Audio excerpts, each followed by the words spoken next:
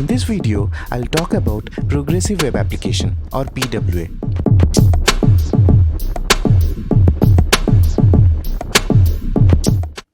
I hope all of you have WhatsApp installed on mobile, right? Tell me one thing, do you access it from your desktop browser? Well, you might. But have you ever used your mobile browser to use WhatsApp? I don't think so, right? Same goes for maps, Google Maps and all. If you start analyzing, you will find that a huge amount of time you are spending in your smartphone compared to the other mediums. Well, let me tell you, you are not alone. In a recent study conducted in the last year, the similar trend is found in almost all the countries in the world. As you guessed it by now, 85 to 90% of time people are using in their mobile devices. The reasons are many. So first of all, the UI of native app has to be highly intuitive, fast, with capabilities like offline usage, launcher icon, async push notification, so on and so forth. So does that make all the native apps popular and they get millions of download? Then let me give you another statistics. 80% of time people spend on their native apps goes to handful of apps only. So it's a winner takes it all situation. People do spend time in their native apps, but not in all of them. On the other hand, web has always been the more reliable or secure medium. Especially maintaining a separate native app team is not at all possible for smaller organizations. Web app can run in any platform as long as there is a browser. Let me give you an example. Hotstar is not installed in my smart TV or in my Alexa as well, but I'm able to enjoy it as both of these devices are equipped with web browsers. Of course, they don't occupy the device memory like native apps does. Therefore, till now, web has a supreme amount of reachability compared to the native apps, but it lacks capabilities like user engagement, which the native apps possess. So, it is pretty much clear that in order to succeed, a web app has to look and behave like a native app. So, this is satisfied by Progressive Web Application. Here I have added the Wikipedia definition of PWA. Basically, it tells the same thing. Now, let us dive into the working principle of PWA. So, on a very high level, this is how progressive web applications work. This application can be a web browser or it can be a mobile device as well. Service worker is a standalone piece of program that acts as a middleware layer here. Service worker is installed in the client side and it does the caching of asset files, API data, etc. every time the data goes through it, which effectively provides the data to the UI without having any dependency to the server.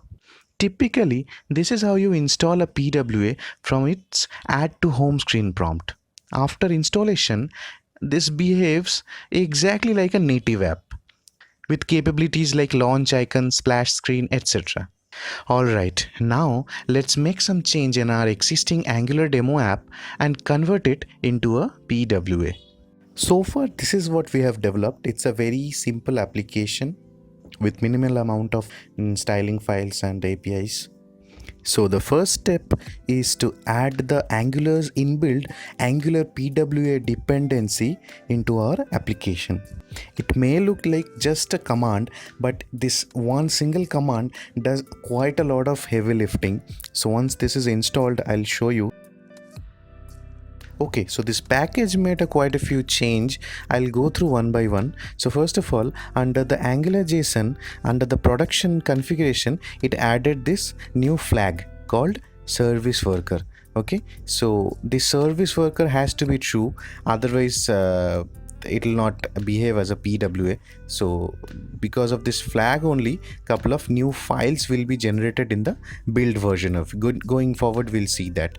Okay, so the next one is a config JSON. So it's a service worker config JSON. So this is also generated by the PWA package itself. We don't have to create it manually. It created for ourselves and added in the root. Let me show you how it looks like. Now we have the asset groups, which all files to prefetch and which all to be lazily loaded. All those configurations are added to this ngsw or service worker basically config file. You can always change this configuration. This is just a default thing provided by Angular. Okay, so the second thing it did is it added somewhere this icon folder in the assets directory. So currently it is having only the default Angular icons, but we'll change it. We'll change according to our brand logo. Thirdly, under the index.html, it added this line. So along with the service worker config, this PWA package generated another file which is called the manifest file. So any PWA will have a manifest file. So basically it has the application name, its theme, its icons, from which page to start, what will be the scope. So all of them has to be properly described in this manifest.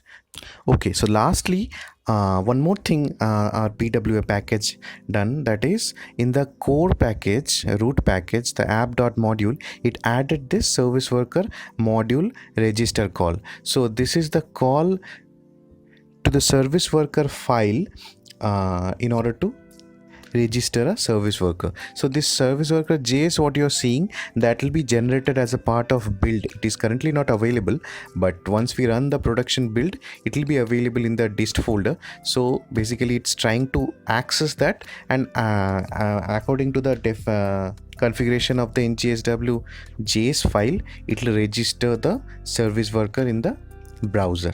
To see a PWA working, we need to host the application in the production. As you can see, this couple of files are added to the dist. I'm just following standard procedures to host this application in Express. This is nothing related to PWA. You can skip this part. Basically, the dist has to be copied in the server folder. One more thing we need to do, that is this environment has to be a / because we are already inside the server. Now let me start the server. One more thing I did to host the application in the server, that is this application.get, this highlighted line and the previous line, these two lines I have added along with the HTTP package. This basically means whenever we are trying to access this application, it should serve the index.html page from the dist folder. As you can see, our service worker is successfully registered in the browser. We can find all these things in the service worker tab here. So in the storage also, you can see there is a block allocated for the service worker. So inside the service worker, it will cache all the CSS and all, whatever we have configured. So if we go in the network, we'll see the images and everything should be fetched from the service worker. Yeah, that's what it's showing, and it is using the fetch API. As you can see, the type is fetch. It's not a XML HTTP call, it's a fetch. So basically it is coming from the service worker, and our service worker is working exactly as expected. So this manifest will show you exactly what all things are mentioned in the manifest JSON. So you can see the name, what you are seeing here, that is one which is mentioned in the manifest page here. The theme, the icon, everything will appear according to the manifest page. If you click on this install icon, the app will be installed in your desktop. If you come to the desktop, this is where you can see the launcher icon. If I double click on this icon, then I'll be able to open this like a native Windows application. Since I'm doing it in the desktop, it looks like a Windows application, but the same will work for the Android or iOS device as well. So if you see, there is no the URL bar will not show here, but other than that, it will behave exactly like the same web application. Okay, so as I was describing, that the PWA uses the similar technology, but it behaves like a native application. So from here you can just click and uninstall this application. So before doing it, let me show you how it looks in the application. Again, if we open this application, okay, if you go on the top right corner, you won't see the download install icon. Okay, it shows something like this. Can identify whether an application is already installed in your system or not. Just uninstall this application from here, and I'll show you that again. If you see this icon again appeared here. So this is how PWA typically works. Alright, now let's add some branding to our application. I replaced the Angular default icons with our branding. The theme color also I have changed. Now one thing I wanted to show you, if you open the index.html, you'll find this meta name theme color over here. So as long as this tag is there, this theme color value will not work. So this will take precedence, and whatever is mentioned in this tag, it will work. So let's just override it. Let's just comment it out. The icon is coming. Yeah, now the theme color is changed to whatever I have given there. So this is the theme color which I mentioned. Now the next thing is we wanted to add a add to home screen custom button. So this is how it will look like. Okay, like how it behaves after clicking the default install icon. Same way, if we click on this custom button, the same thing should happen. To do that, we need to install a PWA service first of all.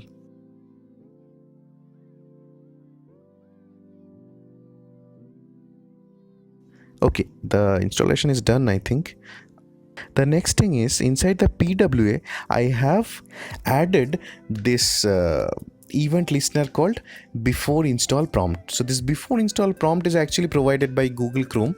The moment you open any application, PWA is enabled, then this event will trigger. Okay, so we need to capture that event. That's what we are doing. So we have property which is defined, and the moment the browser prompts, then this event will be captured, and we'll store that event into this prompt event field.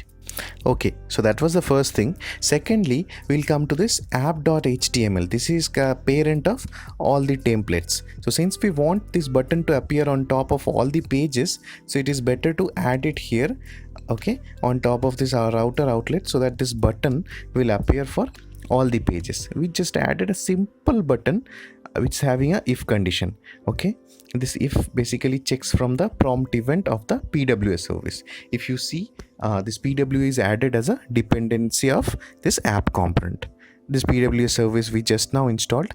So if you see, we are basically showing this add to home screen button only if this prompt event is not undefined, right?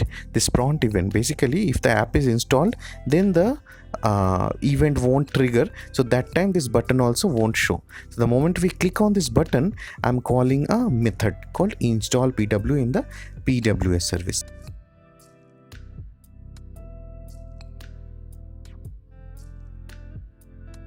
One more feature we wanted to add in our PWA, that is, so imagine you have opened the application, and the same time a new deployment has happened.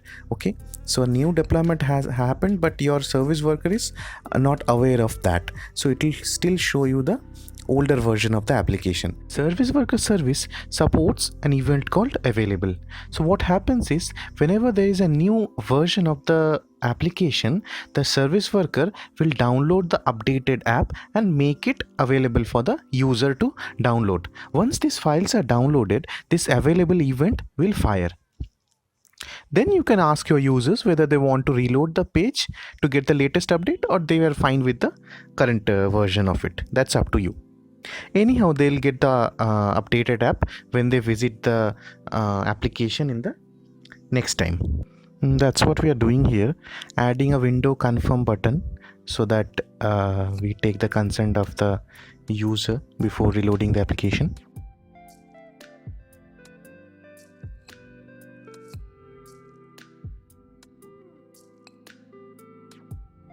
This is how the prompt will appear. Till now, the service worker was there in place, but we were actually working online. So here, if you see this checkbox, the moment I check this checkbox, the application will go in offline mode. Unlike the other typical application, even if this application is in offline mode, you can see the entire site is loading exactly as it is. The products are loading, the images, the styling, everything looks as it is, but we are in an offline mode.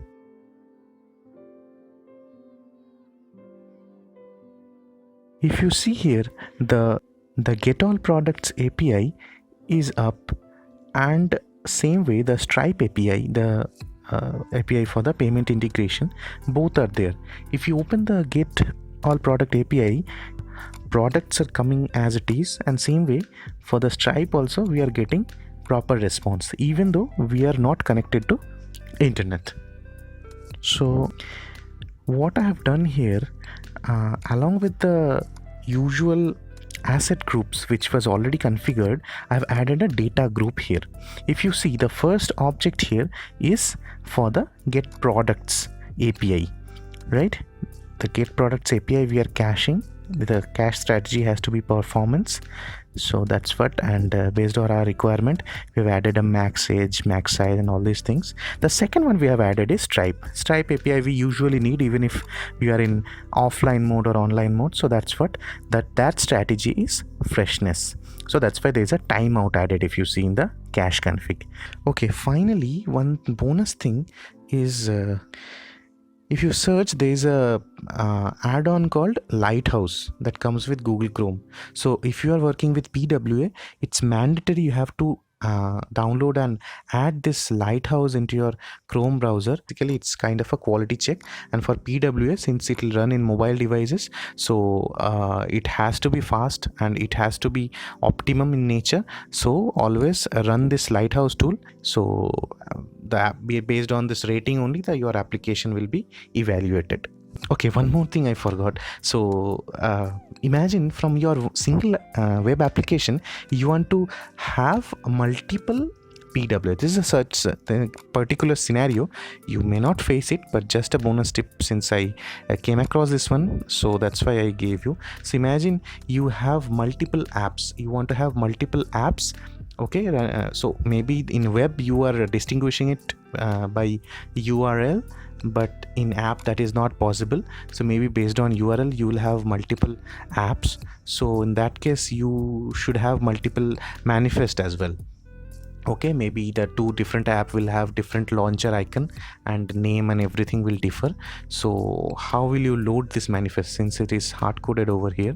So that's what I'm showing here. One way is to add this ID here. Instead of directly loading it from that path, we can have this ID the way I mentioned here, and under that line if we add a simple script that takes that ID and replaces the href attribute based on the location URL. That's about today's session. Do let me know your thoughts, your feedback in the comment section. If you like this video, please give it a thumbs up, and if you like my content, then please don't forget to subscribe to my channel. Stay happy. Thanks for watching.